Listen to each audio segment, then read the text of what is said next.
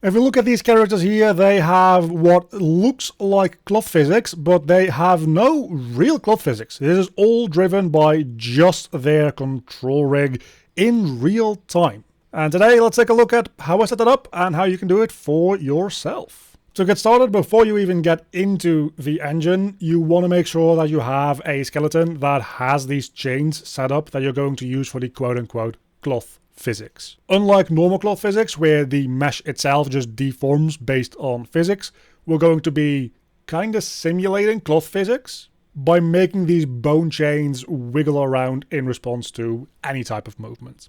Once you've done that, you've weight painted it all, which, yes, I know, it's a lot of work. You can come into the engine, and I've got a control rig here that I use for animation. That's not the control rig that we're using. I've made a separate control rig that essentially is just kind of post-processing for my character rig. And if we look at the animation blueprint here, at the animation graph, it's really simple for this character. All that he has is a move to idle animation blend space, then just a animation slot for montages, and then a control rig node that just runs the control rig that we're going to be making here. And what that'll just do is it takes the input of everything that came before it, so you can make a much more complex animation blueprint than this, and just runs the control rig over it again. You can think of it as a post-processing type of thing.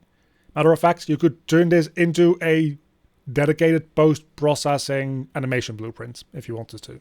So on this side of things, it's super easy, and if we go into the control rig itself, this is the animation rig, so we're going to be ignoring this one. We go into my cloth rig. It looks very, very complex, but that's just because there's a lot of these bone chains. Really what you'll see in here is just the same two nodes over and over and over and over again.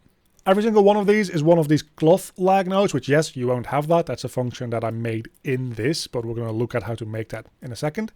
And a corresponding item array of bones. These item arrays are just any chain of bone. So it'll be this bone, this bone, this bone, and this bone. There's a lot of these bones, but there's nothing complex going on. It's just a lot of it. Let's take a look at the inputs that we're going to take in for the cloth lag node, and then I will show you how to set it up. It's really easy. It only is a couple of nodes inside here as well. We take in that array. So you just find in here, select the entire thing, top to bottom. That is quite important.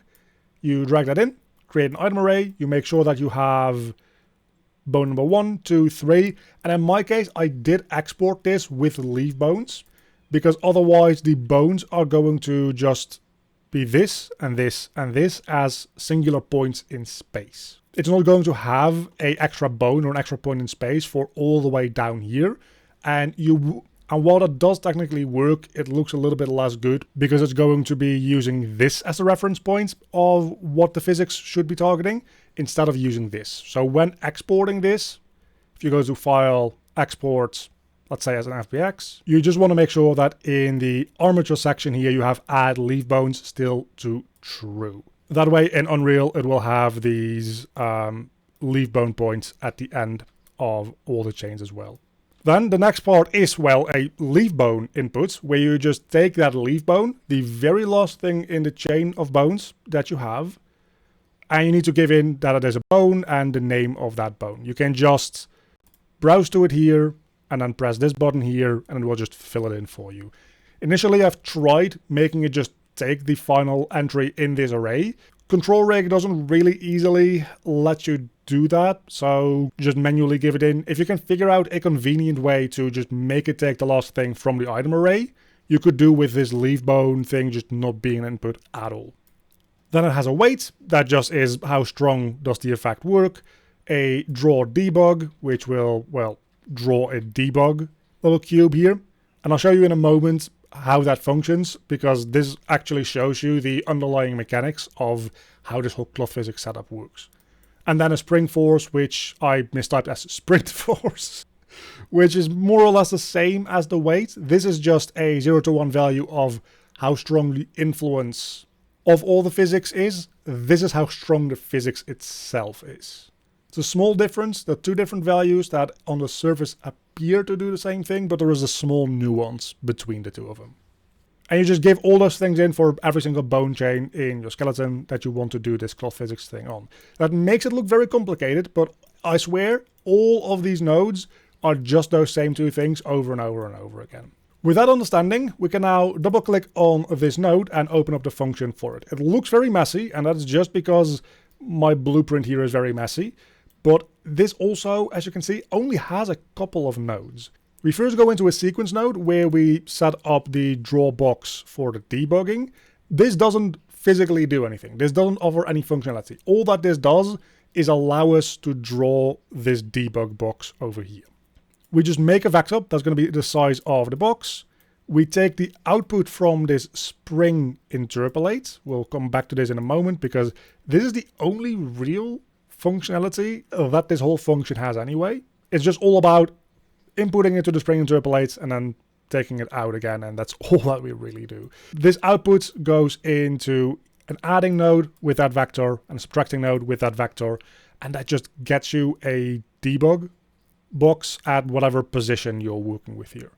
The only other thing that is really important is whether or not it is valid, and that is just the draw debug input from our function. If we just hard set this to being true, we can see that it just draws those cubes on all of our endpoints. We have sequence number B going into a CCDIK node.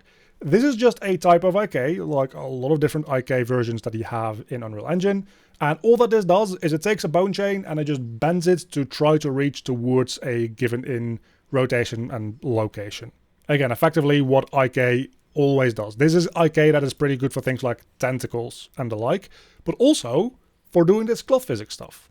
We make sure that it starts from tail, it propagates to children. You can set a base rotation limit. I set it to 90 degrees so that singular bones don't absolutely freak out and start folding in on themselves and that kind of stuff.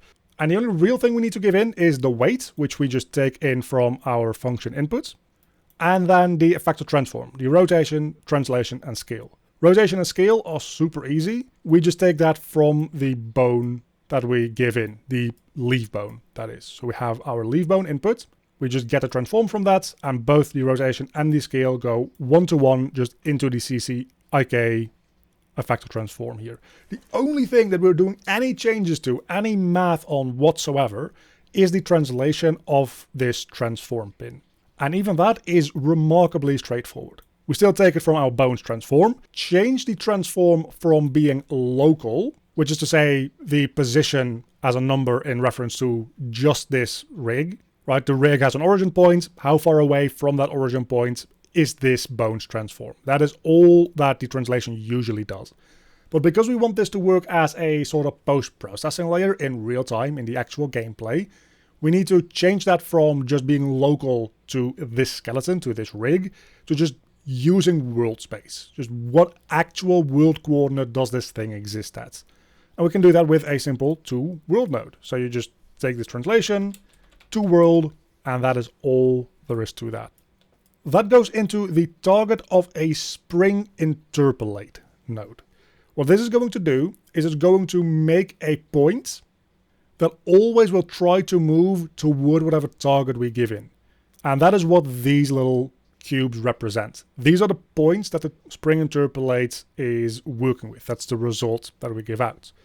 If I just go in and I go, for instance here, spine 1, and I just real quick make that movable, you will see that if I move this around, all of these cubes that we have here will lag behind a little bit, and they will try to catch up to where they are now on the skeleton. But because it's done with a spring, it kind of uses physics. So it just has a certain velocity, and even if it reaches the location that I'm telling it to target, if it still has that velocity, it's going to overshoot and then correct back toward the target point, and then it's probably going to overshoot a little bit again, and it's going to keep doing that until it finally comes to rest at the target point. And you will see that looks a little something like this. Especially with the arms, you can see that the cubes go way far out and then just kind of jiggle their way back into place. If I do a lot of big movement, you can see it at the bottom there too. We have overshoot and then correction, and that makes it feel like moving cloth. It takes in a strength as well, and that's just going to be our sprint force. Again, that should be spring force. This is the strength of the velocity that these springs get applied to them. So the higher the strength is, the more they will overshoot and the longer things will wiggle around. Then we've got some other things like initialize from targets, critical damping I set to 0.4. The force and the current, we just entirely ignore that, and this is all that we really need to do. Then, since that is in world space now, and we do need to apply it back in just the rig's local space, we do a from world, so just from world, and that changes it back into what it calls global space. We can call this rig space, or skeleton space, more accurately. And that is the thing that goes into the CCD-IK translation. And there isn't anything more to it. That's literally all we have. If you just make that into a function, you need to place down a lot of these nodes with a lot of these item arrays to make this work, but that is how you can kind of fake these cloth physics in Control Rig. Now, should you just use Unreal's built-in chaos cloth physics? A lot of the time, probably yes, but also maybe not always. I specifically looked into building this because the built-in cloth physics are kind of hard to control if you want a more cartoony, chunky kind of feel.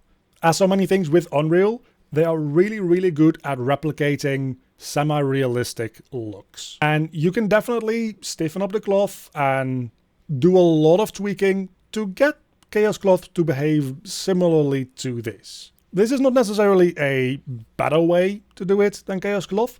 I believe that this is going to be less performance intensive because we're not actively working with the mesh itself constantly.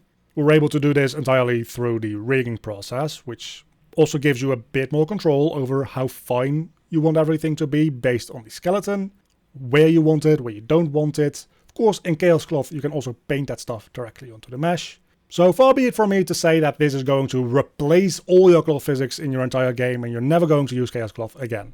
But it is another way to do it, and it is a way that gives you just easier and different types of controls over the way that it behaves and the way that it looks. It also will definitely be lacking things. It definitely doesn't have things like the collision that Chaos Cloth offers you. But as so many things in game development, there's a million ways to do it, and this is just one more way for you to add to your tool belt. And a very big thank you to all my Patreons. You can see them on screen right now. If you want to help support the channel or get any of the project files in any of my tutorials, there's a link down below to the Patreon page to support me, or alternatively as a YouTube member. My Cave student tier supporters, Oiku, Earl, Monseville Erno, and my Cave Digger tier supporters, Mauricio Farias and Chang the Dude.